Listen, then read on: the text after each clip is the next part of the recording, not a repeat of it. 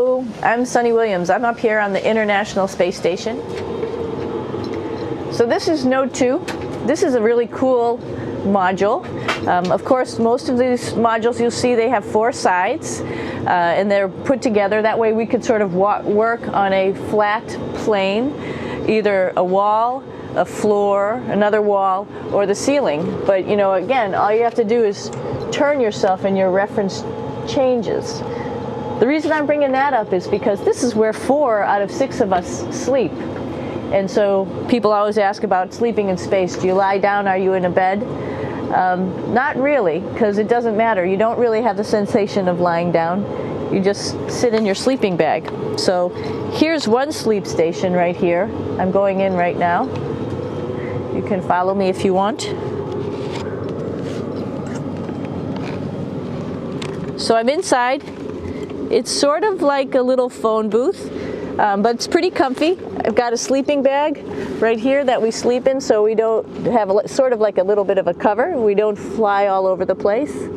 But you know, you can sleep in any orientation. I have it feeling like I'm standing up right now, but like you saw, I'm on the floor. But it doesn't matter if I turn over and I sleep upside down. I don't have any sensation in my head that tells me that I'm upside down, so it really doesn't matter. The sleep station is also like a little office. We've got a computer in here. As you can see, we've got a couple little toys. I've got some books. I've got some clothes and other things that make it sort of like home. I'm coming out. And just for reference, that's one sleep station. This one's another. Right here. There's one on the ceiling, if you want to call it.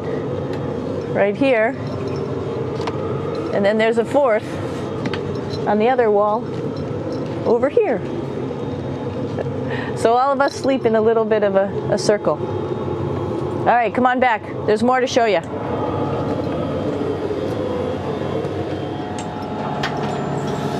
I know that there's some questions about how to use the bathroom and how do you actually live in space like normal, like at home. I mentioned real quickly about getting up in the morning and brushing your teeth and washing your face.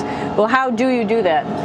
Well, here is the bathroom essentially. You get up in the morning and we have a little kit and it has all the essential things that you need, like your toothbrush and toothpaste and brush. See how much better the brush makes my hair look? I'm just joking. It still stands up straight. It doesn't matter where you are. It's always going to stand up straight while you're up in space. A lot of people ask about toothbrush and toothpaste. So, luckily enough, toothpaste, you can do it upside right this way, is sticky, and so it sticks to your toothbrush. No problem. Another cool thing is that water sticks to your toothbrush too. If you can see it. I'll have some water come out. The water is pretty neat up in space. It'll stick to your toothbrush and it will make a big bubble. And that's just by surface tension. And then you can drink it. So a lot of people ask about what do you do with the toothpaste after you brush your teeth.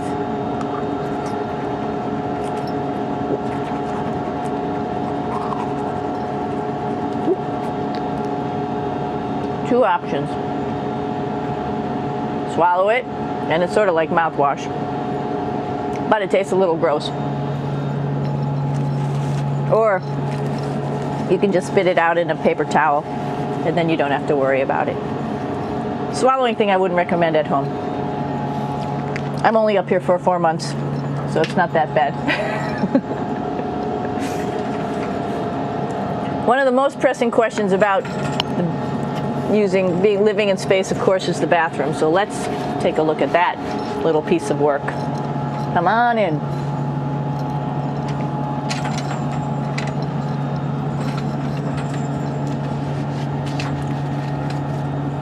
Here we are at the throne. This is awesome. You might see the little You might have noticed the little moon on the outside. This is our orbital outhouse right here.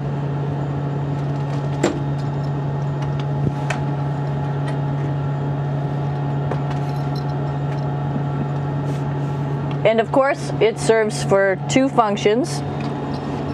Number 2, right here. I'll show you. But you see it's pretty small, so you have to have pretty good aim, and you'll be ready to make sure things get let go the right direction. And it smells a little bit, so I'm closing it up. And that's of course for number 2.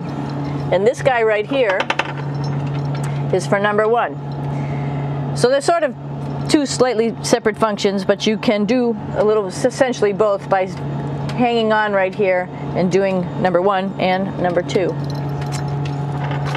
I might add it's color coded so you really don't get it mixed up, which is nice. This is yellows for number 1.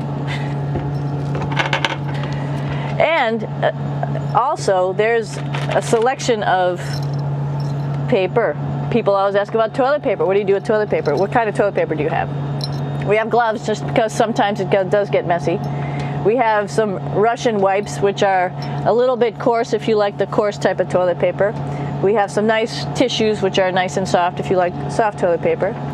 We have Huggies, just for any cleanup. You know, we were all babies once, and this sort of helps.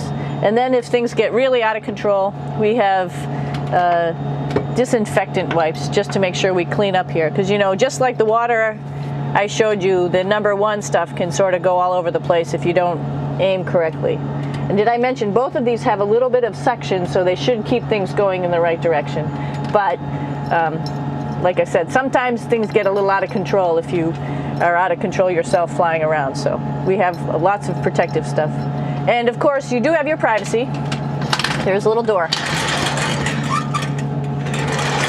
so other people know that you're in there. Here's a pretty cool place. This is sort of like in your house where everybody meets in the morning. After you wash your face, brush your teeth, you want to find something for breakfast. And this is our kitchen. You might notice there's all sorts of foods here. It's like opening the refrigerator. You got all your different stuff that you want to have: drinks, meats, eggs, vegetables, cereals, bread, snacks. And that's a good place. That's where you find all the candy. Side dishes, and then some little power bars just in case. So we have all this type of food. Some of it is dehydrated, and so we have to hydrate it, fill it up with water. Some of it is already made, and then all we have to do is heat it up. So something like this, I'm pulling out barbecued beef brisket. Pretty yummy. Not only is this food made in the US, but we also have food here from Japan. We've got Russian food. As you can see, all these red containers are filled with food that's from Russia. And then we get some of our specialty stuff, some things that we like, some of our favorite stuff that your family can send up. In fact, I like fluffernutters, and so I got sent up some fluff so I could make my fluffernutter with peanut butter. So you have a lot of food up here, no problems.